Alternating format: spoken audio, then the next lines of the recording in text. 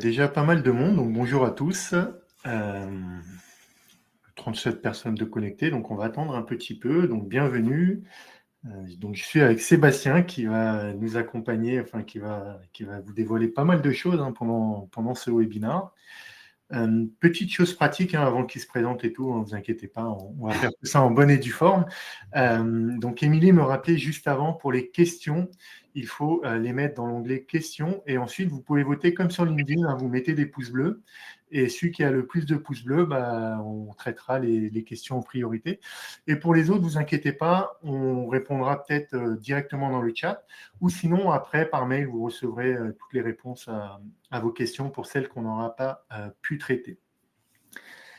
Voilà, écoutez, bienvenue dans ce webinaire e-commerce et je vais laisser la parole à Sébastien pour qu'il se présente. Et puis... Ouais, bonjour à tous. Je vois vos messages, donc c'est cool, je vois des noms que je connais.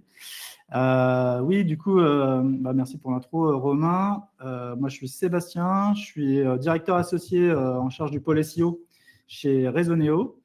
Et ça fait une bonne quinzaine d'années que je navigue dans ce milieu.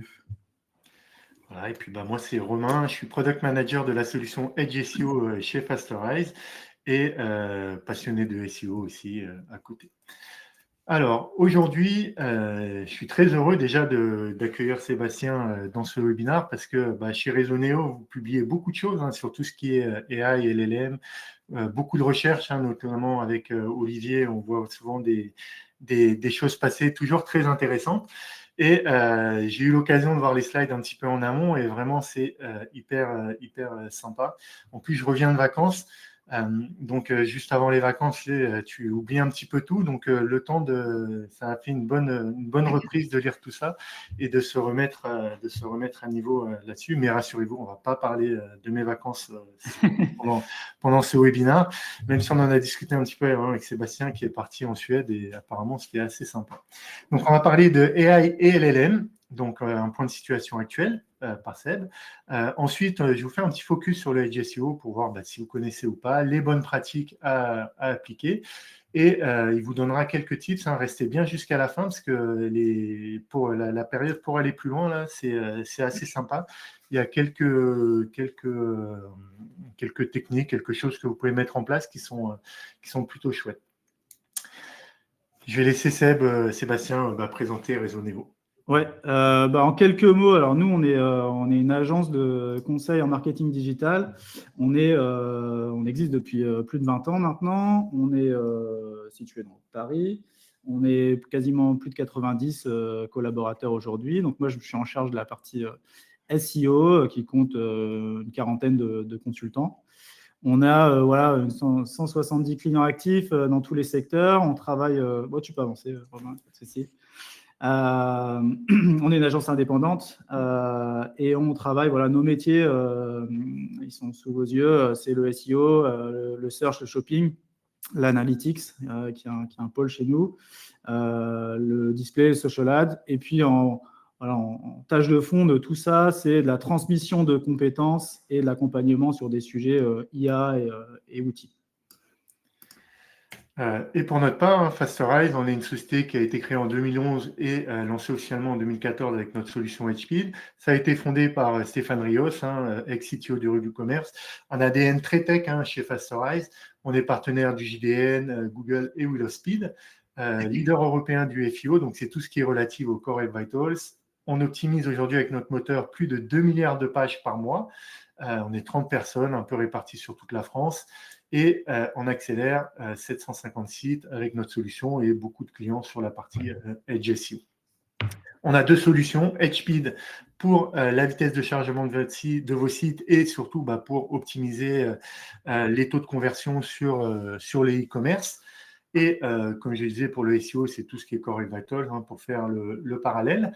Et la solution Edge SEO qui a pour vocation donc de rendre les consultants SEO autonomes en leur permettant de déployer de manière autonome leurs recommandations.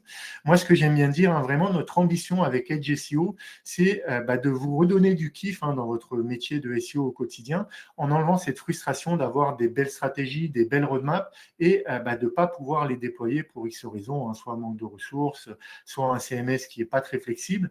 Grâce à Edge SEO, vous redevenez maître de votre roadmap et ça vous permet aussi de valoriser in fine votre expertise parce que des recos qui ne sont pas déployés, c'est des résultats qu'on n'obtient pas. Voilà. Donc, je vais laisser maintenant la parole à Sébastien sur le point de situation. Ouais, le point de situation, il a pour but de se remettre un peu en mode post-vacances. Donc, c'est voilà, se refaire un petit point de la situation. On va aller assez rapidement pour aller sur les activables. Donc, ce qu'il faut garder en tête, c'est que le territoire du SEO, en fait, il s'élargit, il se diversifie. On n'est plus concentré sur les moteurs de recherche traditionnels et il ne faut plus penser uniquement Google. On a une part de marché qui augmente sur les moteurs sociaux. Et puis, on a une galaxie de services IA qui viennent maintenant popper de partout, avec en tête GPT, Perplexity et Gemini. Alors, c'est un train à ne pas louper. En fait, quand on regarde les stats qui sont fournies ici par SimilarWeb, on voit bien que en fait, le trafic ici de ChatGPT, il a quasi plus que doublé en un an. Là où en fait les moteurs de recherche stagnent, voire sont en baisse. Donc, on a un effet de tendance qui n'est pas en faveur des moteurs de recherche traditionnels, mais qui montre qu'il se passe quelque chose au niveau des acquisitions de trafic sur IA. Mais il ne faut pas, alors ça c'est le message que tout le monde se dit, voilà, l'IA est partie telle une fusée, mais voilà, il ne faut pas non plus minimiser la part de marché de Google qui continue d'écraser tout. Donc, on est encore, même si tout le monde parle d'IA et que voilà, on a l'IA et l'IA est partout, on reste encore sur un modèle où Google est prédominant.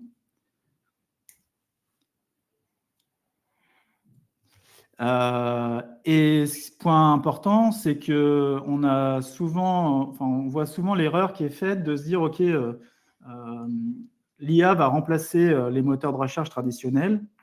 Dans les faits, nous, on n'est pas du tout convaincus de ça, et c'est d'ailleurs confirmé par des études. Là, ici, c'est des chiffres sortis par SEMrush qui sont vraiment intéressants, qui montrent qui comparent en fait des cohortes d'utilisateurs entre avant leur première utilisation de GPT et après. Et on se rend compte qu'un utilisateur qui se met à utiliser GPT, finalement, il est encore plus consommateur de Google. Et donc, on voit bien qu'il y a les deux typologies de recherche sont vraiment complémentaires. Et je suppose, c'est vraiment au quotidien, c'est ce qu'on vit nous aussi. On switch de l'un à l'autre. Donc, c'est pas binaire. Google a eu longtemps un retard sur ce sujet-là. Alors, on le voit encore en France, malheureusement. On est un peu la dernière roue du carrosse parce qu'il y a plein de fonctionnalités IA qui ne sont pas encore visibles chez nous en France. Mais on voit que Google déploie les AI Overview quasiment partout maintenant, même en Europe, sauf au niveau de la France. Le mode, l'AI mode, il est maintenant déployé dans plus de 180 pays, alors pour la version pour les anglophones. Donc, l'IA est aussi directement injectée dans le moteur Google. Donc, finalement, tout ça s'entrecroise. On a de l'IA partout. Et ça, c'est un peu plus nouveau, on va dire. On a tous les moteurs, donc LLM, IA, qui suivent la voie du e-commerce. On a des blocs maintenant de mise en avant de produits chez Perplexity, chez GPT et chez Gemini. Donc, le e-commerce s'implante dans ces moteurs IA. Si tu passes... Ouais, vas-y, Romain. Ouais, d'ailleurs, Sébastien, je serais intéressé d'avoir ton avis là-dessus. Est-ce que tu penses que c'est parce que finalement, dans le e-commerce, il y a du business et peut-être c'est leur future source de revenus pour tous ces moteurs, ou si c'est simplement pour calquer ce que font finalement Google dans le search historiquement, quoi. Pourquoi cet intérêt du shopping d'un seul coup sur toutes ces plateformes? C'est une bonne question. Je pense qu'on pourrait faire le webinaire juste sur ce sujet-là. Je pense effectivement, tous ces modèles-là, ils n'ont pas encore un business model qui est arrêté. Ça évolue. Je pense aussi qu'ils ont des partis pris assez forts. On avait vu que, par exemple, Sam Altman, lui, il communiquait sur le fait qu'il ne voulait pas reproduire le schéma à la Google en mode enchère. Et il voulait que la pub soit intégrée de façon un peu plus user-friendly dans GPT. Et au-delà de ça, je pense qu'ils ont des contraintes de rentabilité, puisque derrière, on a des tonnes de serveurs qui tournent et ça coûte. Donc, je pense ils sont en train de réfléchir à trouver la balance entre le nouveau monde de la recherche par IA, ne pas calquer systématiquement ce qui est fait par Google, par Bing, mais aussi poussé par le fait de générer de l'argent. Et d'ailleurs, ça fait une bonne transition. On le voit, en fait, OpenAI, là, ils ont monté un deal avec Shopify et PayPal. Donc, on sent que leur ambition, c'est quand même de devenir une interface de shopping à part entière, ce qui peut d'ailleurs effrayer, puisqu'on peut se dire, en fait, on peut se poser la question de la pérennité des sites web dans le futur, si on n'a plus besoin d'accéder à un site web pour déclencher un achat. On a la même chose, Perplexity par exemple. Alors, ils sont assez pionniers là-dessus, je trouve, en termes d'interface qui est beaucoup plus, on va dire, collaborative. Ils ont une verticale dédiée au shopping. Donc, si vous allez sur perplexity.ai/shopping, ils présentent déjà en fait directement des produits qu'ils adaptent en fonction de la saisonnalité. Là, en ce moment, ils présentent des barbecues, par exemple. Et ils intègrent aussi des fonctionnalités, alors pour les utilisateurs pro, d'achat direct. Donc là, on sent vraiment en un clic, on peut activer notre achat sans passer par le site e-commerce traditionnel. Alors ça, c'est pour l'instant ce qu'on montre là. Globalement, c'est actif pour les utilisateurs américains. Et enfin, oui, il y a aussi Microsoft qui est dans la course. Alors, avec une approche qui est un peu plus différente de leur côté, avec Copilot, qui est un peu plus, on va dire, globalement alimenté sur des sujets, on va dire, B2B, parce que c'est intégré à la suite Office. Mais ils sont sur le point de tester une offre de Merchant Center. Donc, on peut, sur demande. Et cet aspect Merchant Center, donc je ne l'ai pas dit avant, mais on sent quand même qu'on n'a pas encore vraiment vu à quoi ça ressemblerait. Mais c'est demain, on va avoir des équivalents du Google Merchant Center chez chacune de ces plateformes-là. Et on en parlera après. Ça va développer du coup l'intérêt de pousser des flux produits, comme on peut le faire pour Google Shopping, sur ces plateformes. Ce qu'il faut garder en tête aussi, et ça c'est un changement de paradigme, c'est qu'on a pendant des années raisonné en requête, on va dire par mots-clés. Ça c'est une étude, justement tu parlais tout à l'heure de ce que faisait Olivier Séganzac chez nous. Donc on a eu finalement la chance de pouvoir récupérer, scraper en fait toutes les conversations GPT qui étaient accessibles, partagées sur le web. Et donc, on a digéré ça et en fait, l'analyse montre et confirme en fait ce dont on se doutait déjà. Les requêtes, on ne tape pas un mot-clé dans GPT, on tape des phrases, on tape des prompts, des besoins plus précis. On est sur une moyenne de 8 mots. Là, on est plutôt à 3 mots et demi sur un Google. Et puis, fait notable aussi, sans que ce soit une surprise, on n'est plus sur une requête unique, mais on a tendance à réaffiner notre requête, à converser avec l'IA, à affiner ce qu'on cherchait. Donc, on n'est plus du tout dans la même logique. Et ça va avoir des conséquences derrière sur le plan d'action qu'on va détailler. Et à ce sujet, moi, je vous montrerai tout à l'heure, lors de la démo aussi de notre solution, comment vous pouvez créer ce type de page pour vous positionner sur ces requêtes de type conversationnel. Parce que pour vous, comme disait Sébastien, au final, c'est des nouvelles opportunités sur lesquelles il va falloir travailler. Et pour essayer de les déployer au plus vite, vous verrez comment on peut faire avec Edge. Et puis, finalement, on est au début d'une nouvelle ère. Donc, on a mis ici, vous êtes ici, nous sommes ici. On passe quand même d'une recherche très classique telle qu'on connaît. On cherche sur notre moteur de recherche, on affine notre recherche sur le site marchand et jusqu'à l'étape de paiement. On est rentré quand même dans une phase où les IA deviennent des assistants. Donc, ils nous aident à choisir les produits, à sélectionner les produits qui sont dispo sur les sites e-commerce. Donc, on n'a plus à, on va dire, à passer par l'étape de comparer les produits, rechercher les avis, balayer toute la catégorie pour trouver le bon produit qui nous va. Donc ça, on est quasiment là-dessus. Finalement, on peut déjà tester des choses. Et ce qui nous attend demain, et c'est le mot que vous avez certainement vu passer beaucoup, c'est l'IA agentique, qui est la forme où on donne une mission à l'IA. On lui dit, OK, moi, mon besoin, c'est je veux changer de paire de baskets, j'ai tel besoin, j'ai tel historique. Ton but, c'est de me trouver la nouvelle paire qui me va bien et d'aller jusqu'à trouver la paire, comparer, analyser aussi, utiliser la mémoire. GPT, maintenant, une fonction de mémoire, donc il se souvient des échanges précédents qu'on a pu avoir avec lui, jusqu'à l'étape d'ajout au panier et de paiement. Cet aspect paiement, il est aussi enclenché par, on en parlera aussi après, par le développement de MCP, de MCP, chez tous les fournisseurs de paiement, Mastercard, Visa.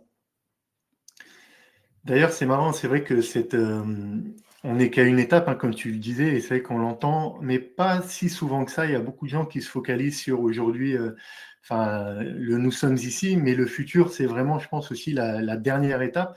Et cette dernière étape, comme aussi tu le disais un petit peu en amont, peut-être que demain, en fait, on ne sera plus dans un web tel qu'on l'est aujourd'hui au final. On sera peut-être dans d'autres formats, alors on en parlera tout à l'heure, mais vous vous souvenez peut-être du format MP à l'époque, mais peut-être que demain, le web, ce sera du flux, XML, JSON ou ce qu'on veut, peut-être du Markdown, peut-être autre chose, on ne sait pas encore. Mais quand même, il faudra avoir cette création de contenu parce qu'il faut quand même nourrir toutes ces IA. Donc ça, on peut imaginer que ça ne va pas changer. Mais par contre, c'est la manière de le distribuer qui risque quand même de pas mal évoluer. Oui, j'avais cet échange aussi avec des collègues. Et on se disait, oui, à quoi va servir le site web? Et je pense qu'il y a aussi un côté où le site web peut devenir une clé pour fidéliser les internautes. Vous avez votre base de clients. Il y a aussi des choses, on peut garder quand même une expérience propre sur le site internet qu'on ne pourrait pas retrouver par les IA. Donc, ça, c'est pas non plus la fin. Je veux pas être c'est pas la fin des sites web.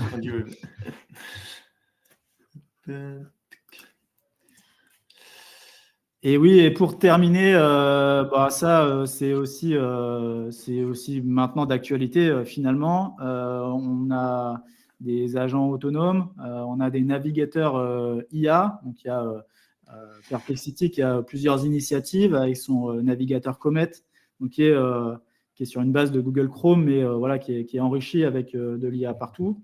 Ils ont un agent qui s'appelle Computer Use, à qui on donne une mission et qui va dérouler. Alors nous, en tant que SEO, par exemple, on peut l'exploiter de plein de façons différentes. On peut lui dire, OK, va exploiter, scraper toutes les pages du site, dis-moi si les balises title sont bien remplies, regarde les balises title des concurrents, dis-moi si j'ai des lacunes. Voilà, c'est le genre d'application qui est assez large. Et si vous avez un compte GPT, donc ils ont d'ores et déjà déployé le GPT Agent dispo pour tout le monde.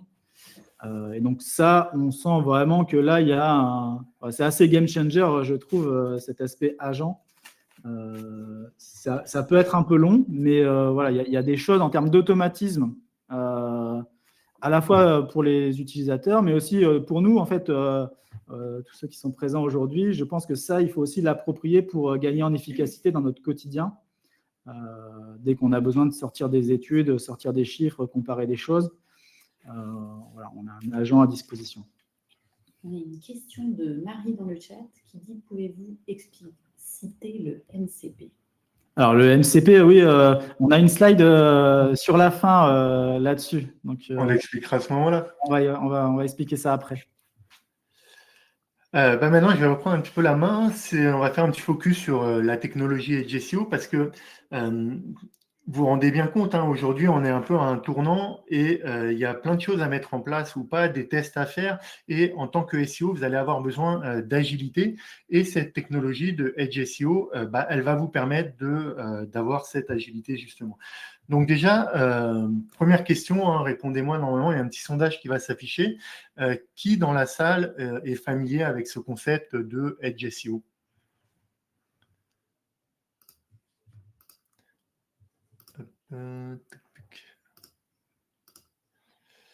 Alors, 72%. Alors, j'attends un petit peu parce que ça vote. Ça a l'air de s'équilibrer à peu près.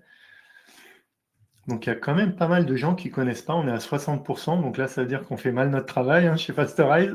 Il va falloir qu'on évangélise un peu plus. Écoutez, je vais vous présenter tout ça. Donc, le Edge SEO, c'est un concept, pour information, qui a été popularisé par Dan Taylor au UK et quelqu'un que vous connaissez probablement en France, Philippe Pionnet, qui s'appuie sur deux technologies. La première, c'est le CDN. Donc, le CDN, c'est un Content Delivery Network. C'est un réseau de serveurs, finalement, que vous propagez un peu partout dans le monde pour rapprocher vos contenus au plus près de vos utilisateurs. Et le deuxième principe, qui est moins connu, qu'on appelle un worker, c'est sur le CDN, une fenêtre de code, tout simplement, qui va vous permettre de coder des choses pour modifier des éléments dans votre page sur la couche CDN. Et ça vous permet quoi? Ça va vous permettre de déployer vos recommandations à the edge, donc sur la couche CDN, pour justement améliorer votre SEO. Tout ça, ça reste quand même éminemment technique, parce qu'il faut savoir coder, etc., et pouvoir maîtriser le CDN. C'est une solution WebPerf-friendly, dans le sens où c'est bien exécuté côté serveur. Ça veut dire qu'il n'y aura pas d'impact sur votre WebPerf. Et pour vous donner un petit peu la comparaison, voilà, vous avez des solutions comme ABTC qui vont modifier côté serveur via un JavaScript des éléments de votre page. Avec le Edge SEO, on vient modifier côté serveur et quand la page est rendue au navigateur web et au bot, que ce soit AI ou traditionnel, les modifications sont déjà dans la page. Et nous, on pense chez Fastorize que c'est vraiment un concept qui va changer l'approche du métier de SEO pour une raison simple, c'est comme je le répète depuis le début, ça va vous rendre autonome, agile et ça va vous permettre surtout de mettre en place des tests. Et ça, c'est quand même ce qui fait un peu le sel du métier de SEO, n'est-ce pas? Oui, encore plus maintenant, parce qu'en fait, on va dire les tentatives de protocoles et les annonces font qu'en fait, on a envie de tester plein de choses. On a envie de voir qu'est-ce qui peut avoir un impact sur l'IA et d'avoir une solution agile qui permet de lancer des A/B tests pour le SEO, facilite grandement la vie au quotidien. Alors, ça ressemble à ça, Edge SEO. Et je ne sais pas si vous vous souvenez, tout à l'heure, Sébastien parlait de requêtes de type conversationnel. Et là, je vais vous montrer un petit exemple, ça me permettra de montrer la solution en même temps, de comment on peut créer ça avec Edge SEO. Donc, on va partir d'un cas. Alors, je travaille sur le site de Quicksilver. Ce n'est pas un client pour information, c'est juste pour faire ma démo. Je suis un peu passionné de surf et en plus, je surfe en Normandie, donc où il fait beau tous les jours. Donc, voilà, imaginez, vous avez une page à facettes avec des combinaisons de surf et là, j'ai récupéré la facette 5,4 mm. Donc, pour les connaisseurs, c'est l'épaisseur de la combi. Donc là, c'est une combinaison avec une grosse épaisseur pour surfer en Normandie. Et je veux récupérer cette page-là, finalement, pour aller me positionner sur une requête de type « Quelle combinaison de surf utiliser pour surfer en Normandie ?» Donc là, vous voyez cette page, il n'y a pas du tout de title optimisé pour ça. Elle n'est pas faite pour ça, tout simplement. Donc, on va se servir de cette page pour pouvoir la dupliquer et l'utiliser pour se positionner. Donc, pour faire ça, sur Edge SEO, on a plusieurs applications. Hein. On a des applications pour réécrire des URL, on a des applications pour stocker de la donnée, et on a des applications pour déployer des recommandations sur le site. Donc, la première, on va utiliser, c'est Bulk URL Rewriting, qui marche à partir d'un fichier CSV que vous pouvez uploader sur le site, qui va permettre de réécrire donc, cette URL avec une nouvelle URL, donc la combinaison de surf pour Rome pour la Normandie. Donc là, vous allez voir, je suis sur cette URL et maintenant, elle est accessible. Donc là, vous avez vu, j'ai fait plein de modifs et je vais vous montrer comment on peut faire toutes ces modifs. Donc, ces modifs-là, il y a des contenus texte que j'ai injectés donc, dans la base de données interne à Edge SEO à travers, pareil, un CSV. Donc, sur ce CSV, j'ai plusieurs colonnes, donc l'URL, pour dire je veux associer des contenus à cette URL. Donc, les contenus que je vais associer, c'est un nouveau titre, une nouvelle métadescription, des combinaisons, le lien vers une image, les FAQ, etc., etc., le texte que vous voyez au niveau de la page. Et tout ça, aujourd'hui, évidemment, pour générer des contenus, c'est vrai que c'est assez facile hein, avec les LLM et la génération de contenu. Vous importez tout ça dans ce qu'on appelle data storage chez nous. Donc, c'est une base de données ici. Donc, tout simplement, ça se présente comme ça. Là, j'ai importé seulement pour une URL, mais évidemment, dans votre cas, vous allez mettre plusieurs centaines, voire milliers d'URL dans cette base de données. Et ensuite, on va aller paramétrer une recommandation pour aller déployer les modifications sur la page. Donc, comment ça marche? Vous mettez un nom à votre recommandation, donc ici je l'ai appelé requête LLM. Vous allez cibler les pages que vous souhaitez modifier. Donc ici, j'ai ciblé toutes les pages qui contiennent des, donc je les identifie comme ça dans ma cible. Ensuite, je vais relier la base de données à ma recommandation pour pouvoir réutiliser les variables que j'ai paramétrées. Là, je n'ai pas besoin de créer des variables que je récupère dans la page. Je vous montrerai comment ça marche après. Et ensuite, vous avez ce qu'on appelle chez nous des recettes SEO qui correspondent aux fondamentaux du SEO, un title, métadescription, canonical, etc., qui vont vous permettre, finalement, quand vous allez cliquer, d'utiliser les données qu'il y a dans votre base de données. Et donc là, voilà, j'ai utilisé le title. Pareil pour la métadescription, etc., etc. Et pour la balise content HTML. Et voilà ce que ça donne, tout simplement. Ensuite, quand c'est déployé sur le site, vous avez une page sur laquelle vous allez pouvoir vous positionner pour répondre à cette requête. Donc, on a modifié le titre, la métadescription, la canonical, on l'a rendu indexable. On a mis un petit texte SEO qui va bien. Il y a du maillage interne qui peut renvoyer sur des questions similaires. Et en plus, vous pourriez aussi, avec Edge SEO, les mettre dans des sitemaps pour pouvoir aussi les pousser à Google dans la Search Console. L'exemple de Romain, il est vraiment marrant parce que c'est vraiment le cœur des recos qu'on fournit en ce moment pour attaquer les LLM. C'est de se mettre dans la posture de nos personas, de nos clients, de nos cibles et de se dire comment on transforme une donnée technique, là, voilà, l'épaisseur de la combi, avec un besoin réel. Et moi, Romain, toi, tu connais, moi je ne connais pas, mais si je devais me mettre au surf en Normandie, je taperais que font les Normands pour aller, comment font les Normands pour aller à l'eau. Et donc, ils transformeraient une donnée d'épaisseur en exploitant des pages réelles où on parle vraiment plutôt de mon besoin, de la façon dont je questionne les IA. Alors maintenant, on va passer aux bonnes pratiques, ce que vous pouvez mettre en place. Voilà, Sébastien va vous lister tout ça.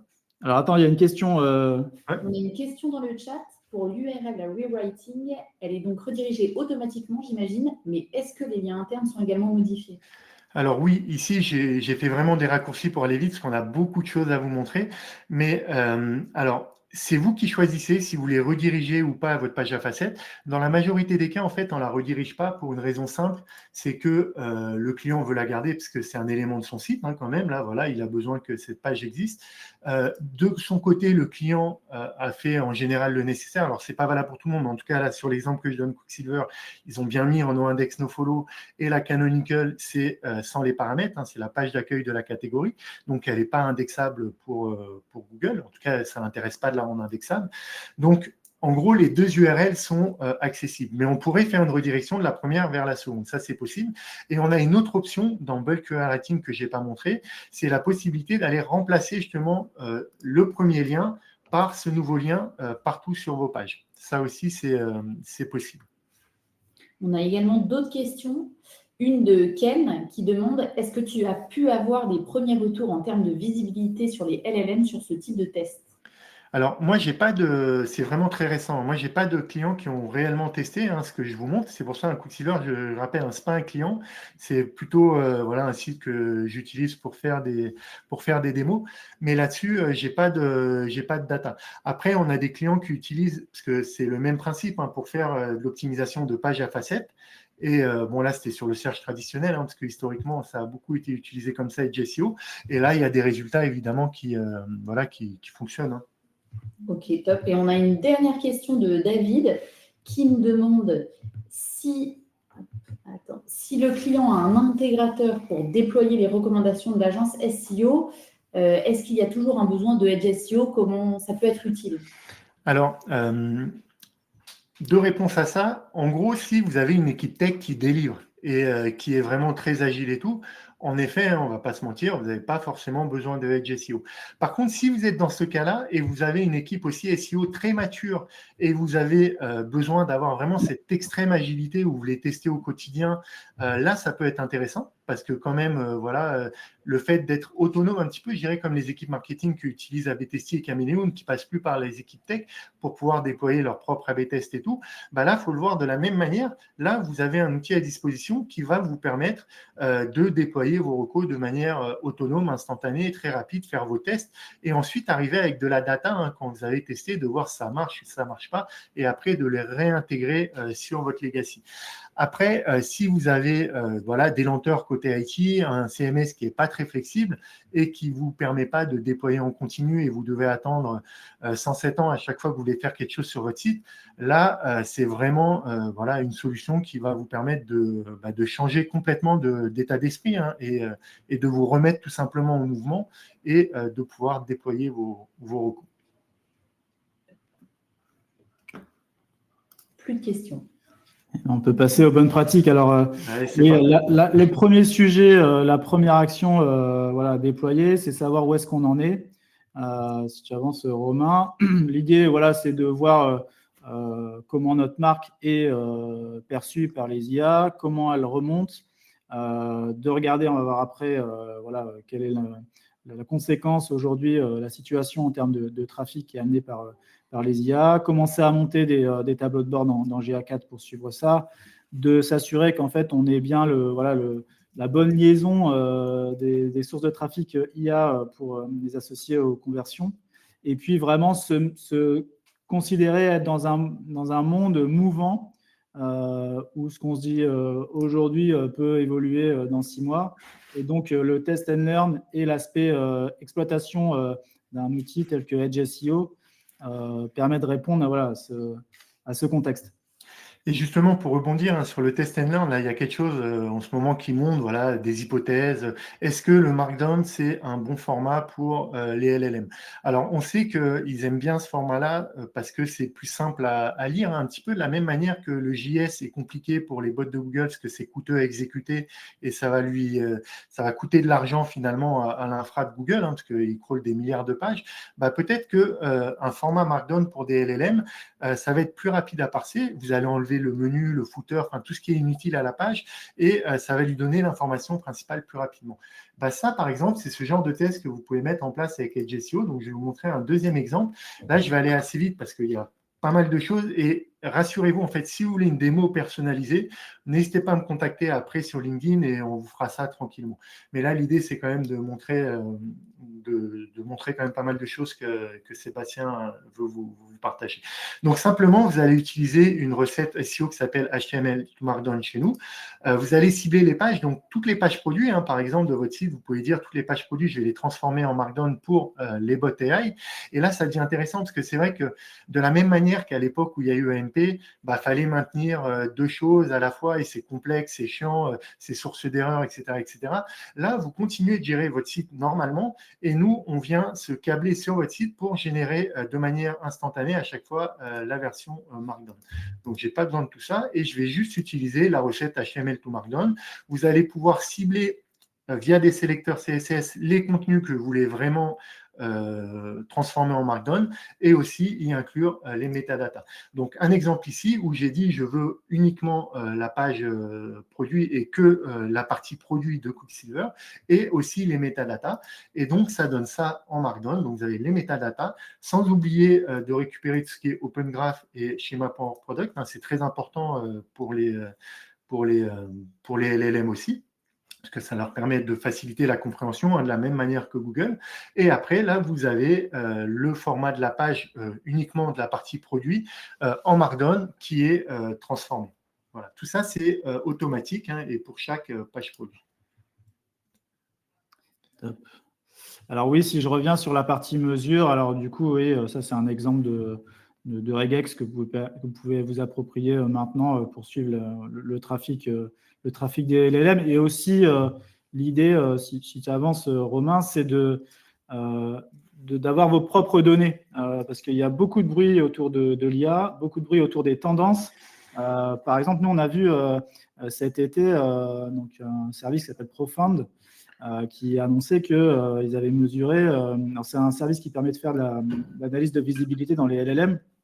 Ils avaient communiqué sur un moins 52% de trafic envoyé par GPT. Nous, du coup, on a confronté ces données-là avec les propres données agrégées de nos clients.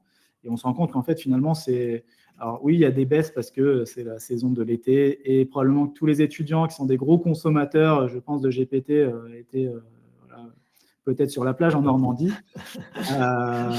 Mais voilà, rien d'aussi fort que ce qui était annoncé. Donc, avoir sa propre collection de data, c'est un basique, on va dire.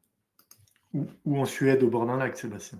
Oui, voilà, mais jamais dans des environnements trop chauds. Exactement. Donc oui, ensuite, l'étape, c'est de requêter les IA tels que peuvent les faire nos cibles. Et donc, il y a un travail qui est à faire sur identifier voilà, les prompts, les nouvelles requêtes qui pourraient être faites pour accéder à votre site. Et là, clairement, il ne faut plus raisonner en mots-clés, mais raisonner en besoin, en intention, et avoir des choses beaucoup plus développées.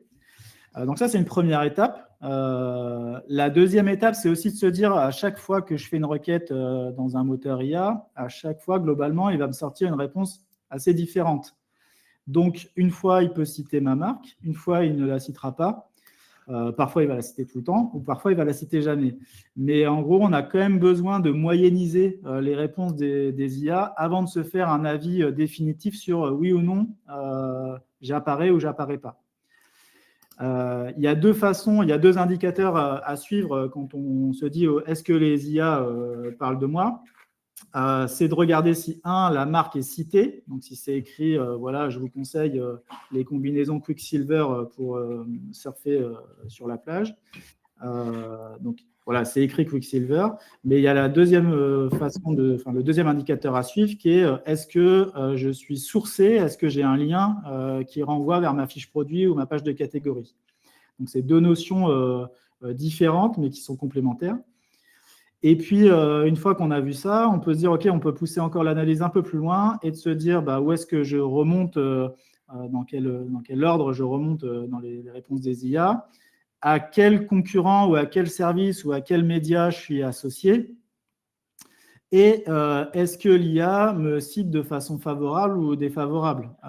C'est pas une fin en soi de se dire, OK, mon nom de marque apparaît. Je peux être cité comme étant, pourrais être cité comme étant la marque à bannir. Donc, c'est aussi quelque chose à prendre en compte. D'autant que les IA complètent souvent leur retour avec, on va dire, les pour et les contre, histoire de se faire un avis. Donc, c'est bien d'avoir une analyse de ça. Et voilà, on a fait une petite étude rapide sur un cluster de requêtes autour des soldes pour illustrer ce qu'on vient de se dire là. Donc là, par exemple, on pourrait très bien tirer des premières conclusions ou même des premiers activables de ce genre d'études. Donc sur la base de prompts autour d'articles soldés divers et variés. Donc le premier constat, c'est qu'on retrouve globalement les marques connues en termes de citation. Mais ce qui est intéressant, c'est, donc nous, on fait de l'analyse de sentiments, et ce qui est vraiment un levier exploitable, je trouve, c'est d'exploiter comment dire, les sources utilisées par les IA, et de se dire, OK, le Frandroid, par exemple, si ma marque n'est pas citée par ces médias, qui est utilisée par les IA pour illustrer voilà, un propos, une réponse, ça veut dire que potentiellement, il faudrait que je me rapproche d'eux pour y diffuser voilà, des contenus, relayer des communiqués de presse, partager mon actu. Donc là, il y a On a une exploitation. question d'Antoine qui nous dit « Le travail de recensement de ces requêtes est immense. Connaissez-vous des outils ou démarches qui permettraient d'identifier et de quantifier ces requêtes IA pour une marque donnée ou pour une destination dans le tourisme ?» Ouais, bah c'est un chantier à part entière. Alors nous, en fait, l'avantage de l'IA, c'est qu'elle nous aide aussi dans notre quotidien. Donc, on peut très bien l'utiliser pour travailler des prompts en lui donnant, voilà, par exemple, des premières collections de mots-clés, en l'associant avec des premiers personas ou des premiers besoins qu'on peut avoir. Et là, pour cet exemple-là, par exemple, je suis capable de sortir 200 prompts différents en 2 minutes en faisant mouliner voilà, des combinaisons de requêtes, en allant chercher, en demandant aussi à l'IA d'aller chercher les sujets voilà, qui sont valorisés par exemple dans Google, de mixer tout ça et d'en faire voilà, des vrais prompts. Donc, pour le coup, ça, c'est une démarche qu'on peut faire à la main si on veut vraiment cibler on veut tester une dizaine de requêtes. Mais si on veut le faire à grande échelle, il faut absolument se servir de l'IA pour nous aider. Voilà, donc une fois qu'on a fait ce travail-là, il faut se mettre en mode action. Donc, on va détailler voilà, les gros sujets à travailler. Donc, le premier, qui peut paraître basique, mais c'est d'analyser la crawlabilité de notre site. Donc, il y a effectivement le sujet de transformer son site en mode Markdown, mais il y a aussi le côté de s'assurer qu'on ne bloque pas les bots des IA, ce qui est une erreur qu'on a pu voir, nous, de notre côté. Enfin, une erreur. Une omission, on va dire, parce que voilà, les nouveaux bots explosent de partout et on a des services historiques type Cloudflare ou Datadome qui peuvent potentiellement se mettre en alerte et bloquer ce type de robot. Le deuxième point, c'est voilà, de travailler la pertinence et la mise en avant des co-occurrences. Donc, se dire, voilà, à quoi est associée ma marque ou à quoi sont associés mes produits, à quel type de requêtes sont associés mes produits, et travailler ça, développer ça en termes de sémantique sur mon site. Il y a un sujet d'autorité et de réputation qui est indéniable. On le voit, les sites qui sont les plus forts, on va dire, dans les IA, voilà, sont déjà reconnus. Donc, il y a cet effet-là quand même qui est fort, autant qu'il peut l'être pour un Google. Il y a un sujet de, voilà, est-ce que je suis présent dans les bases de données, dans tout ce qui alimente les IA? Est-ce que je déverse du contenu? Est-ce que je déverse est-ce que je suis reconnu comme étant une entité reconnue dans les IA? Donc, il y a ce sujet-là. Et le dernier point, c'est un peu une transformation, ça, dans le quotidien SEO. C'est de lier le travail, on va dire, SEO de netlinking à l'ancienne, on va dire, avec un rapprochement beaucoup plus fort sur des éléments de communication, de valorisation de notre offre ou de nos produits. Donc voilà, on va détailler un petit peu tout ça, mais globalement, le plan d'action, il est là. Donc voilà, si on veut rendre accessible son site, on en a un peu parlé, mais il y a le sujet voilà, des bloqueurs, des CDN. Il y a le sujet du robot.txt. Alors, il y a eu des partis pris à un moment par certains sites voilà, de bloquer ou pas. On va en parler juste après. Il y a aussi des difficultés, comme Google a pu l'avoir pendant longtemps, de crawl par JavaScript. Et après, en fait, toutes les recos qu'on a pu appliquer jusqu'à présent en SEO sont toujours globalement valables. Donc, il faut aussi les rechecker pour les bots IA. Donc là, cet aspect plutôt crawl. Il y a l'aspect sémantique qu'on connaît, donc avec voilà, le travail de balisage de title, de métadescription, de tout ce qui est balise, on va dire, sémantique. Et puis, même si c'est encore difficile d'évaluer le poids que ça peut représenter, les données structurées, elles ont quand même, comment dire, elles existent aussi pour simplifier la tâche aux robots, pour voilà, structurer les données rien que pour eux. Et donc, il y a de fortes chances quand même que ça simplifie la tâche quand on a voilà, de la donnée structurée, simple à exploiter. Il y a une question de Ludovic qui nous dit: est-ce que le LLM TXT est réellement utilisé par les LLM selon vous? Ouais, On en parle dans 2 minutes. Ouais, on en parle. J'ai un avis sur la question.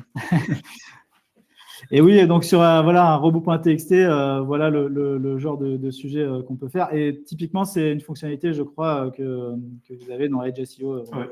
Alors très rapidement, mais simplement, on n'a pas hacké Amazon encore, hein, mais c'est de la même manière, en fait, on peut travailler en local avec leur site. On a une application qui s'appelle robot.txt, donc là, simplement, vous mettez votre robot, vous pouvez envoyer les directives que vous voulez, vous validez, et voilà, vous aurez le fichier robot.txt avec vos nouvelles directives. Donc, dans l'exemple que montrait Sébastien, en gros, Amazon bloque tout, et là, on a juste fait un petit exemple voilà, pour montrer comment ça fonctionne. Et Ludovic, on te répond tout de suite. Ouais, voilà. Donc sur ce sujet-là, alors plutôt, la question est encore valable. En fait, on ne sait pas. Moi, j'ai une intuition, c'est que c'est pas utilisé. Et d'ailleurs, ça a été confirmé par quelques études. Des confrères de chez OnCrawl, par exemple, montraient qu'en fait, comment dire, ce fichier-là était peu crawlé. Donc, en fait, on ne sait pas trop. Ça reste une initiative voilà, un peu montée par voilà, quelqu'un un peu dans son coin. Je trouve que l'idée est intéressante. Ce qui est intéressant quand même, et là où je trouve que c'est... on parlait tout à l'heure de test and learn et de R&D, on va dire, c'est de regarder si c'est exploité. Et on se rend vite compte quand on cherche que, par exemple, des services comme Zapier ou même, je ne vois plus, je crois que c'est Cloudflare, je crois, l'ont déployé sur leur site. Donc, il y a une mentalité à avoir de se dire, OK, dans le doute, on peut le tester. En plus, ce n'est pas un fichier qui est trop complexe à générer. Il y a eu une confusion assez forte que j'avais pu voir qui disait que c'était un peu l'équivalent du robot.txt pour les bots. Alors, je trouve que ce n'est pas trop le même usage.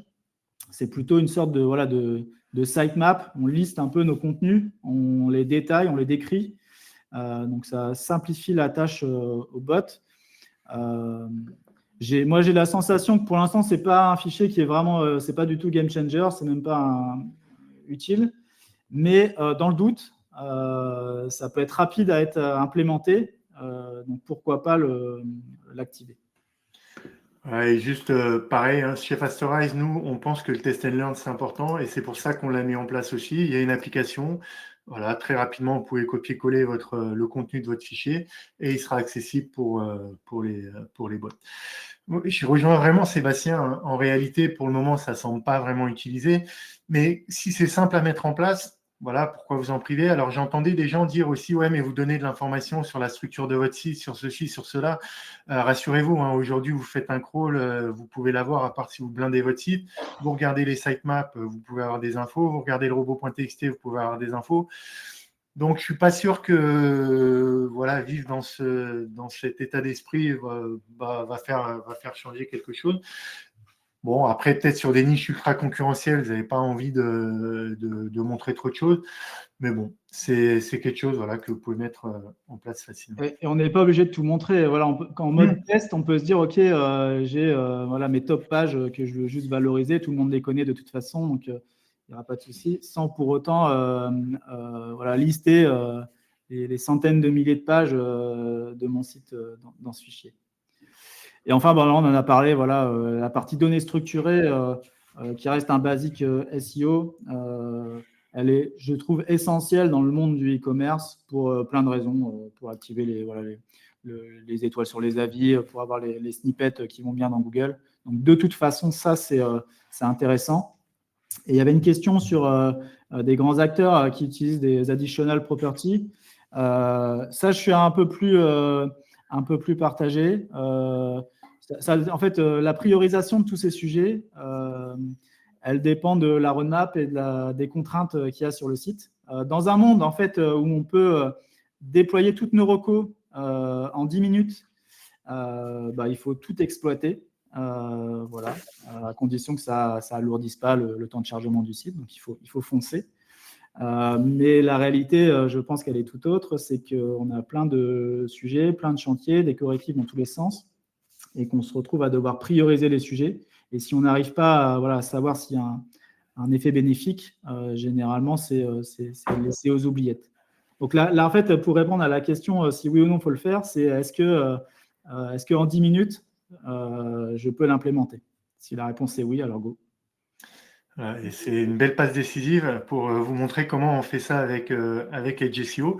Donc là, pour information, j'ai pris un site, les Jupes de Prune, qui n'a pas de données structurées initialement sur son site sur les pages produits, et je vais vous montrer comment on ajoute ça assez facilement. Donc pareil, l'application recommandation SEO, on nomme sa reco, on cible toutes les pages produits, donc avec /product.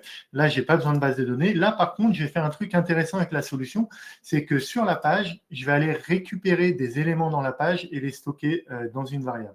Donc, je vais récupérer le nom du produit, le prix, la description, et ensuite, toutes ces données-là, je vais pouvoir les réutiliser pour reconstruire mes données structurées, comme vous pouvez voir ici, name, image, description, brand, etc. Là, je l'ai fait très rapidement et je n'ai pas été complet dans le schéma. Et après, comme vous pouvez le voir, vous pouvez les retrouver sur leur site. Avec Edge SEO, c'est assez simple de reconstruire les données structurées. Vous avez plusieurs manières. Soit vous récupérez des éléments dans la page, soit vous les générez en amont et vous les poussez via, pareil, data storage et recommandations SEO. Soit vous pouvez ajouter aussi des propriétés en plus. Il y a plusieurs manières de faire ça. On a une question de David qui nous dit « Existe-t-il un moyen de quantifier la volumétrie mensuelle des prompts utilisateurs comme on le fait avec les mots-clés dans des outils comme SEMrush ?» Ouais, c'est une bonne question, David. Non, la réponse est non. On navigue à l'aveugle sur les prompts qui sont réellement utilisés par nos utilisateurs. Donc, pour l'instant, on n'a pas cette data. C'est pour ça que l'étude dont on parlait tout à l'heure d'exploitation des requêtes qui étaient partagées de ChatGPT, c'était un peu une mine d'or et voilà, on n'a que ça pour l'instant. Mais voilà, j'espère qu'un jour, on aura de la data à ce niveau-là, mais pas à l'ordre du jour pour l'instant. Donc, si on avance, développer sa pertinence et ses co-occurrences, c'est clairement un sujet. Voilà, les co-occurrences, c'est de se dire à quoi j'associe ma marque avec un terme. Donc, si tu veux, non, ne le dis pas, Sébastien, ne le dis pas. On va arrêter avec la Normandie. C'est pour que vous continuez à aller dans le sud en vacances. C'est pour ça qu'on a fait ce slide. Mais se dire, voilà, j'associe Quicksilver au surf, j'associe les magasins but au canapé, j'associe Salomon au running, au trail. Donc voilà, se dire à quoi j'associe un produit ou une marque, voilà, comment c'est transformé en usage, en mots-clés du quotidien. Et donc ça, souvent, c'est comment dire, on l'a en tête, mais on ne l'écrit pas. C'est pas écrit, c'est pas valorisé. Et on peut le détailler de plusieurs façons. Déjà en développant nos fiches produits, qui sont souvent très techniques. C'est souvent des fiches techniques et c'est souvent une lacune. Alors, on n'est pas forcément obligé de travailler toutes nos fiches produits, mais on a forcément des best-sellers, des choses sur lesquelles on peut développer des sujets.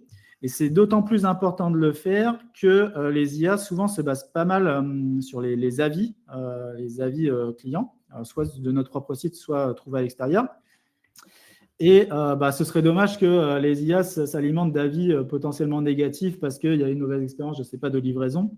Donc autant partager l'avis d'expert, nos conseils pour utiliser bien l'outil, enfin le produit, pour développer les descriptions de nos produits. Présenter les bénéfices clients, donc ça semble évident, mais finalement, il n'y a pas tant de sites que ça où on retrouve vraiment le pourquoi ce produit il est vraiment unique et pourquoi il est de qualité, et en quoi il peut vraiment servir. La partie avis, elle est aussi pas négligée, puisqu'en fait, voilà, c'est souvent exploité par les IA. Et puis, derrière, l'idée, c'est de mettre en avant nos différenciants. Alors, c'est fait parfois, des fois pas suffisamment aussi, aussi fort qu'on pourrait l'imaginer. Mais de se mettre dans cette posture où on se pose cette question. De se mettre dans la posture du contexte utilisateur aussi, à qui s'adresse ce produit en termes de positionnement de prix, en termes de, je sais pas, de saisonnalité. Donc voilà, tout ça, ça peut être un peu une feuille de route à garder ou à partager avec les équipes en charge de l'alimentation des fiches produits pour s'assurer que sur chacun de mes fiches produits, et c'est aussi valable sur mes pages de catégorie, comment je transforme soit des données techniques, soit des textes on va dire existants SEO, un peu du blabla pour meubler et faire plaisir aux robots, en quelque chose de vraiment utile pour les IA qui fera le lien avec les fameux prompts qu'on aura listés précédemment. Et donc, pour montrer un exemple, ça c'est un exemple de travail qu'on a pu faire dans le secteur pour le canapé. Se dire, je ne parle plus juste à des personnes qui cherchent à acheter un canapé, c'est que je cherche à des personnes qui cherchent à acheter un canapé, mais qui sont dans un contexte bien précis. Donc, des personnes qui ont des enfants, des personnes qui ont des animaux, qui ont des contraintes d'espace, qui cherchent du confort. Donc, par rapport à tout ça, une fois qu'on liste ce genre de choses, donc ça permet d'adresser du coup les différents prompts requêtes qui pourraient faire apparaître mon site. Je vais développer mes fiches produits, je vais développer des nouvelles catégories, je vais développer des nouveaux filtres sur mon site, je vais transformer des filtres. Donc tout ça, ça peut être vraiment l'étincelle de départ pour activer derrière des changements sur mon site adaptés aux IA. Et encore une fois, tout ça, tout ce que vous montre Sébastien, là, finalement, toutes ces techniques-là, vous pouvez les implémenter à travers les exemples que je vous ai montrés assez facilement avec Edge SEO pour pouvoir vous mettre en mouvement rapidement, quoi. Et alors ça, c'est juste pour se le garder en tête, parce que je trouve que c'est un papier de Google qui est vraiment super, qui était leur vision et les questions à se poser pour créer des contenus people first. Et je trouve que c'est une bonne une fiche mémo intéressante à relire quand on se met en mode écriture ou sémantique. Vous pouvez bookmarker, je pense que c'est bon à garder. Sur le sujet, donc il y a le sujet autorité, mention netlinking qui est important. Il y a une transition quand même qui s'opère nous dans notre quotidien. Alors ça ne veut pas dire que tout ce qu'on fait, on faisait jusqu'à présent, c'est à mettre à la poubelle. Il y a encore plein de choses à activer. On parle de Quick Win par exemple pour aller chercher les liens cassés à mon site, aller activer nos partenaires business. D'activer des campagnes de link betting, de faire de l'achat de liens, des échanges de liens. Donc, tout ça, c'est encore valable. Mais il faut le penser. Généralement, quand on crée un lien, on va l'associer à un contenu. Et jusqu'à présent, on avait quand même tendance à se dire, OK, on ne veut pas trop que ça se voit. Ce qu'on veut, c'est un lien. Donc, une fois qu'on avait notre lien, on était content. Si en plus, il était en dofollow, on était encore plus ravis. Mais il faut sortir de ce cadre-là et ne plus se cacher. Et se dire comment, dans ce contenu-là, je vais en profiter pour mettre en avant ma marque, mes produits, comment je vais y associer aussi de la valeur, des feedbacks utilisateurs. Donc, on switch quand même du netlinking où on cherchait juste du lien à du netlinking communication, plutôt relais presse, on va dire. Et donc, je vous ai mis un exemple concret avant, si vous preniez cet article-là sur les indispensables pour nettoyer son canapé, difficile de savoir s'il y avait des produits ou des marques en avant ou des types de produits qui étaient plus faciles à nettoyer ou des marques qui étaient plus reconnues pour la pérennité des tissus. Et donc, il y a le switch qui est opéré maintenant, c'est... on n'est plus caché, on est fier de ce qu'on produit, on valorise la marque, on valorise les co-occurrences. Donc là, rien que sur le titre, on voit déjà que la marque But, elle est associée au canapé. Et a priori, donc, elle propose aussi des canapés adaptés au petit salon. Donc déjà, ça crée une réponse à un persona particulier. Voilà, si on avance vite, il faut aussi être présent dans les BDD, des bases de données des LLM. Alors ça, c'est quand même, il y a un tournant qui s'opère. On le voit. Bon, je pense que c'est confirmé maintenant. Les réponses de ChatGPT sont clairement alimentées par Google. Donc, ils ont exploité CERT API, qui est un outil qui va scraper Google. On voit l'ordre d'affichage est assez similaire. On voyait déjà des URL format Google Shopping qui remontaient dans GPT. On voit aussi que GPT se sert aussi des métadescriptions sur le site. Donc, il y a tout un tas d'études là qui sont en train de tomber, qui confirment que si je suis bon dans Google, il y a des chances que ça me profite pour mon ranking dans les LLM. Là où ce n'était pas du tout la posture initiale d'OpenAI, qui avait plutôt un deal à la base avec Bing. Donc voilà, il y a un retour en arrière ou une transition qui est faite à ce niveau-là. Et au passage, c'est le retour de la belle balise métadescription qui a été un petit peu abandonnée parce que Google l'a réécrit souvent. Là, visiblement, il semblerait que ça a un intérêt quand même de la renseigner de manière assez optimisée pour avoir ce boost. On a une question d'Antoine dans le chat qui nous dit « Continuons avec l'exemple des combis de surf. À votre avis, est-ce à l'e-commerçant, donc le revendeur Quicksilver, d'engager cette démarche d'optimisation pour les LLM ou est-ce à la marque Quicksilver de le faire ?» Moi, je pense que c'est les deux. Enfin, c'est celui qui le fera qui en tirera profit. Donc, voilà, je pense que les deux doivent le faire. D'un côté, Quicksilver, ils ont la légitimité parce que c'est eux qui peuvent raconter l'histoire autour de la marque et voilà, valoriser aussi les valeurs, voilà, ce qu'ils proposent.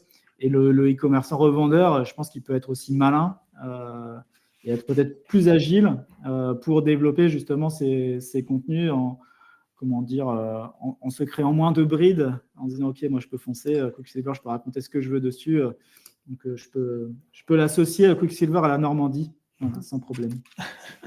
Et Quicksilver, au passage, n'hésitez pas à nous envoyer des petites combis pour la pub gratuite qu'on vous a faite aujourd'hui. Donc ouais, pour continuer, du coup, il y a toutes les... En fait, les IA valorisent des sites sources. Donc, partout où je peux me faire connaître, je dois le faire. Tout ce qui est Wikipédia, Wikidata, les forums Reddit aussi, qui sont de plus importants. Ça devient aussi une stratégie à part entière d'attaquer Reddit, qui est moins connu en France, mais quand même qui a pas mal alimenté les IA initialement et qui reste bien valorisé dans Google. Donc, toutes les graphes de connaissances et le knowledge graph de Google, qui est un basique, un essentiel. Partout où je peux faire connaître ma marque, il faut que je le fasse. Et si tu avances, Romain, il y a un sujet qui nous attend maintenant, voire demain, c'est se mettre en capacité de préparer des flux produits pour les pousser chez les moteurs IA. Perplexity, donc ils ont déjà un formulaire d'inscription pour rejoindre leur programme Merchant Center. Donc, il faut déjà soumettre la demande. Si tu passes, il y a la même chose chez GPT. Et d'ailleurs, on peut même déjà prendre des premiers insights de ce genre de formulaire. Ils ont déjà des verticales shopping. Donc déjà, on peut voir si on rentre dans les cases préformatées par GPT. Et voilà, un peu le takeaway, si vous voulez, une slide pour repartir avec un plan d'action. On a résumé ici les 6 actions principales qu'on vient de détailler, de suivi, de travail de la popularité, de travail de ces landing pages aussi. Alors là, l'idée, c'est de se mettre en ordre de marche pour attaquer la peak season, donc, qui est déjà normalement lancée. Vous avez probablement déjà des bonnes habitudes pour le SEO, mais l'idée, c'est de les penser aussi pour les IA. Et par exemple, chose qui est peut-être pas peu fait, c'est qu'au moment des soldes, généralement, on travaille une arborescence liée aux soldes, mais peut-être qu'on peut mettre l'emphase sur nos fiches produits pour détailler que pendant les soldes, sur chaque fiche produit, détailler que c'est un produit en solde, par exemple, de mettre en avant nos best-sellers et puis de faciliter aussi l'accès à nos pages de marronnier, de soldes, de Black Friday, en termes de maillage. Et à ce sujet, un dernier petit exemple que je voulais vous partager aujourd'hui, notamment pour la peak season. Actuellement, voilà, sur le site de Quicksilver, il y a des bons plans et ça pourrait être en solde, Black Friday, n'importe quoi au final. Mais se dire, si j'ai un élément sur ma page, alors je vais aller modifier le title et la métadescription et j'aurais pu faire aussi la H1 ou tout autre élément sur la page pour inciter donc voilà, le côté un peu émotionnel en promo, en solde et inciter la personne à cliquer. Donc là, ce que j'ai fait, c'est une règle pour dire si j'ai un élément bon plan dans la page, alors je vais réécrire le title. Sinon, si je suis sur une page produit, là, comme ici, où il n'y a pas de bon plan, bah, je fais rien, je laisse comme ça. Alors, comment ça marche? Très simplement encore, voilà, toujours la même chose, recommandation SEO. Vous ciblez toutes vos pages produits. Ensuite, vous récupérez des éléments dans la page. Donc, si j'ai récupéré le nom du produit, le prix, et surtout si c'est un bon plan. Et là, je vais vous montrer quelque chose qui est super intéressant avec la solution, c'est que vous pouvez faire du conditionnel.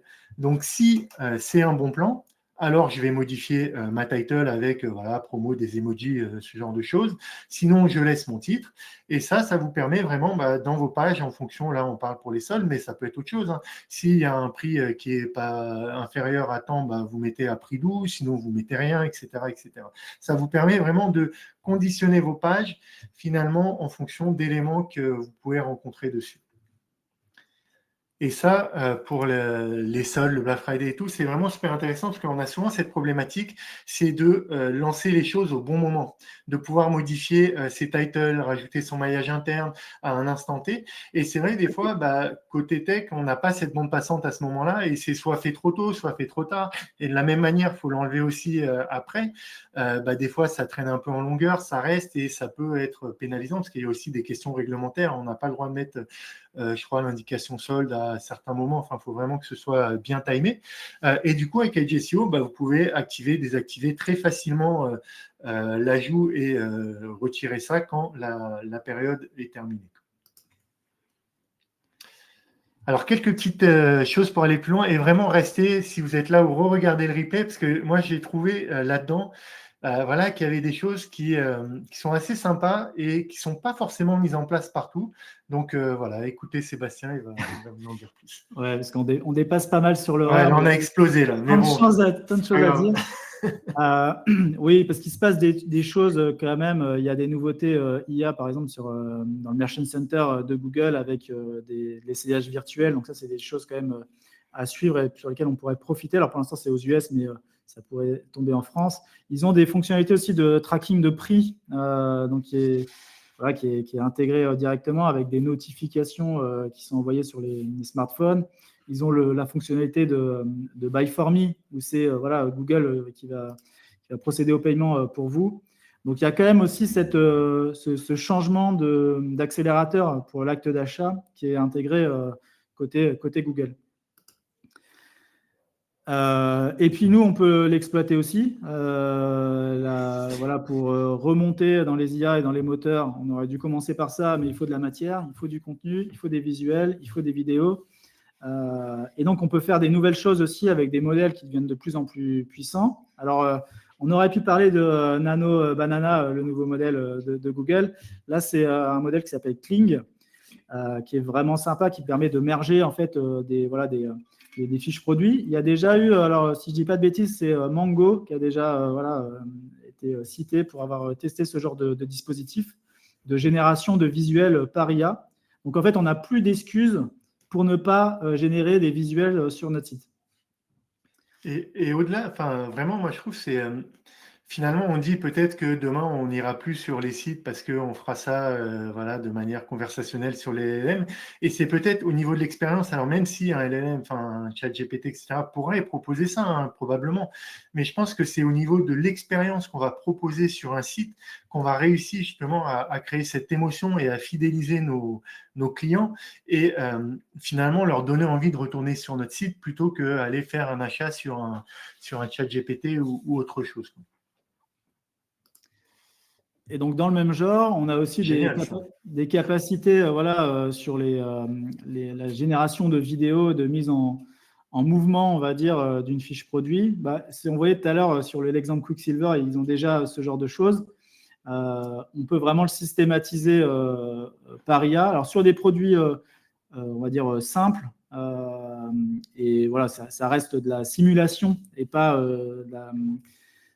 comment dire, de la prise d'image en live.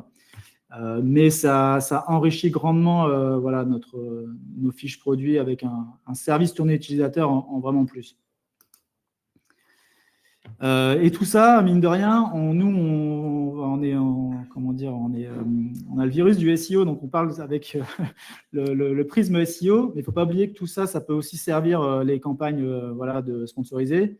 Il y a des services spécialisés comme Ad Creative qui permettent de générer voilà, nos créations, nos bannières pour nos campagnes display. Donc, il ne faut pas oublier ça aussi. Donc, ça peut aussi servir finalement à tous les surtout les leviers d'acquisition. Et là, on parle enfin du MCP. Alors, c'est à la fois comment dire, un sujet d'actualité, mais ça peut aussi être un sujet plutôt du futur. C'est d'actualité parce que c'est déjà exploité chez pas mal de boîtes.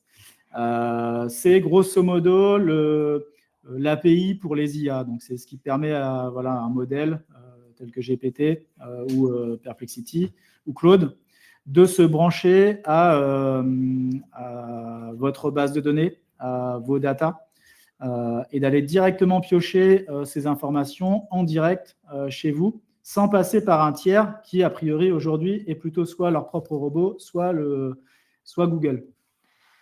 Et donc, l'idée, c'est derrière ces modèles-là, c'est que ça facilite les échanges. Alors là, c'est pareil, ça demande du développement particulier. Mais en mode R&D, c'est quelque chose vers lequel il faut aller, notamment si on est un fournisseur de services. Je ne sais pas si tu veux rebondir, Romain. Sinon, j'ai l'exemple juste après, par exemple, de Ticketmaster. Ouais. Ticketmaster, par exemple, qui ont déjà un MCP. Alors, je cite eux parmi plein d'autres.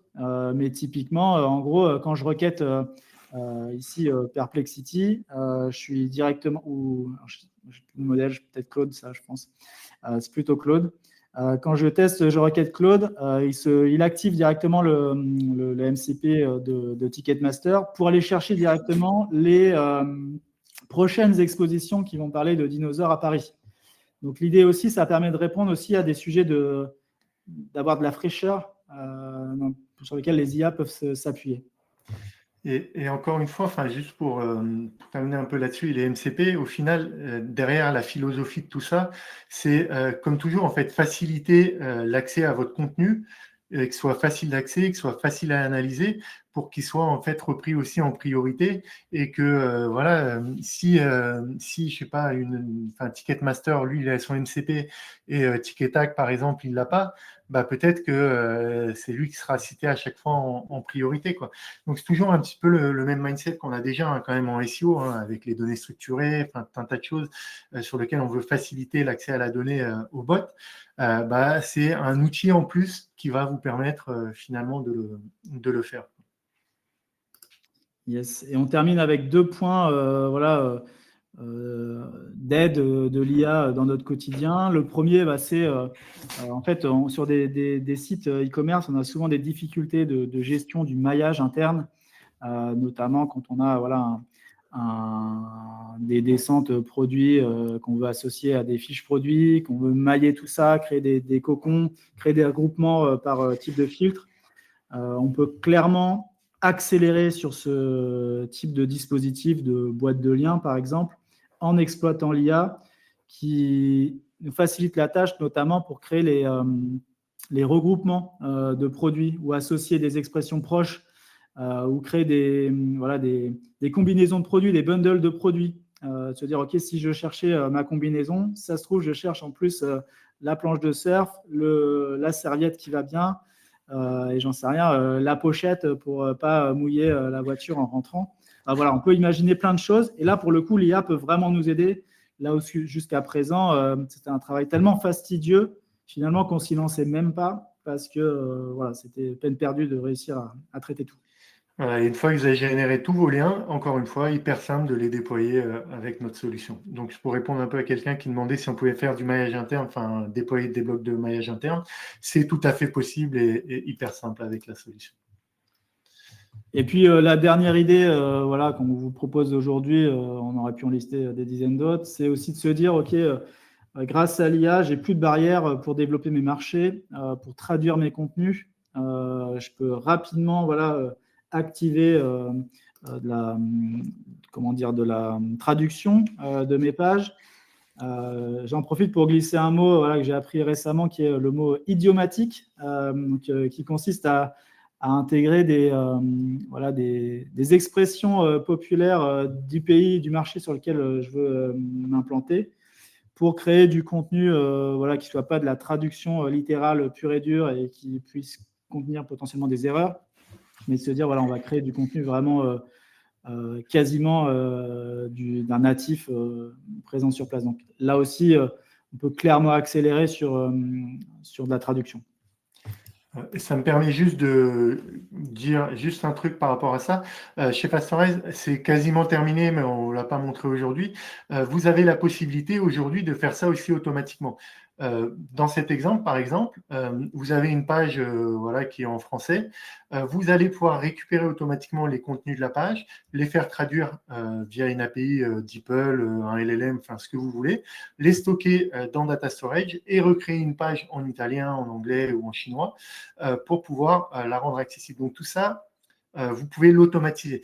Et de la même manière, finalement, ce qu'on appelle connecteur API chez nous, ça va vous permettre de vous connecter à toutes vos solutions tierces, que ce soit des Bazaar Voice où vous injectez souvent des JavaScript côté client pour mettre les avis produits du coup qui sont mal mangés par les bots. Bah là, vous allez pouvoir les réécrire proprement dans la page côté serveur en HTML et associer les bonnes données structurées toujours aussi côté serveur pour qu'elles soient bien lisibles et vous amuser aussi avec vos LLM. Donc imaginez, je ne sais pas moi, vous faites analyser la page et vous lui dites rédige-moi un title sexy pour les soldes ou quelque chose comme ça. Je n'ai pas le prompt magique là en tête, mais en tout cas, vous pouvez faire ce genre de choses avec la solution.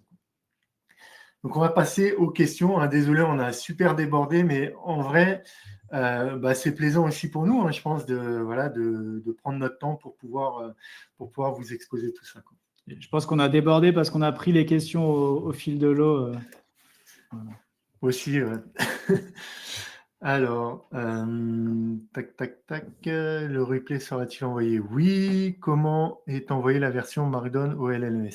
Alors, tu peux l'envoyer avec le llmx.txt pour soumettre en fait cette version-là. Mais là, ce qui se passe en fait, c'est simplement souvent, quand on va faire une recherche finalement sur un moteur de recherche AI, et tu me corriges si je fais des erreurs, Sébastien, parce que là, peut-être que je ne suis pas super à l'aise. Par défaut, il va récupérer un peu tout ce qui est snippet, etc. et tout, mais s'il a besoin d'aller plus loin, il va faire une requête réellement sur cette page avec son user agent.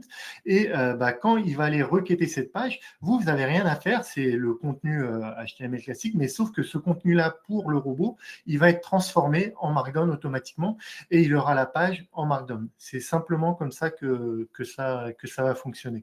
Oui, c'est du cloaking pour les IA. Voilà. C'est pas un gros mot. Non, je ne vais pas dire ce que je ne sais jamais, mais c'est un gros mot, le cloaking, oui. C'est ça, c'est de se dire, voilà, quand on s'adresse à un bot IA, on lui montre une version allégée de notre contenu pour lui simplifier la tâche. Donc ensuite, il y avait l'URL writing, et donc ça, on a répondu. Vous pouvez expliquer le MCP, j'espère qu'on y a répondu. Et est-ce que le support sera disponible? Émilie vous a répondu, oui, ce sera disponible. Écoutez, merci. Merci à toi, Sébastien. Ça a été vraiment un plaisir pour moi de faire ce webinaire avec toi. Si vous avez besoin donc d'une solution comme on vous l'a présenté pour déployer vos recommandations de manière autonome, n'hésitez pas à me contacter sur LinkedIn. C'est Romain Thierry et Fastorize et GCO. Je vous organiserai tout ça, une petite démo de la solution.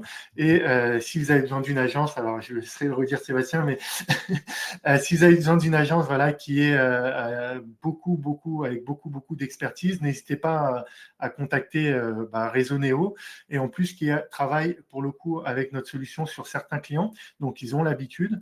Je te laisse le mot de la fin pour conclure. Ouais, juste un mot. Merci Romain, c'était sympa d'avoir partagé ce moment avec toi. Merci pour les questions. Je disais, j'ai tout lu dans le chat là. J'étais dur d'y répondre en live, mais voilà, je les ai vus. Un bonjour à ceux qui ont passé le bonjour et qui ont participé. Et puis, on remet ça quand tu veux, Romain. Et peut-être bientôt, en tout cas, on va se croiser. Mais oui, n'hésitez pas à venir nous voir parce qu'on l'a appris tous les deux. On est tous les deux au SEO Summit. Donc, n'hésitez pas à passer aussi nous voir si jamais vous êtes dans le coin. C'est le 14 octobre, il me semble, au Parc des Princes. Donc, voilà, n'hésitez pas à venir nous faire un petit coucou et à échanger. Ce sera avec plaisir. Et on sera aussi à Brighton, ceux qui voyagent un peu, de l'autre côté de la Manche. On prend le bateau de la Normandie, que j'aime tant, pour s'y rendre. Et voilà, là, ce sera aussi en octobre. J'ai plus la date exacte. Ça marche. Bonne journée à vous, bon appétit. Au revoir tout le monde. Salut, salut.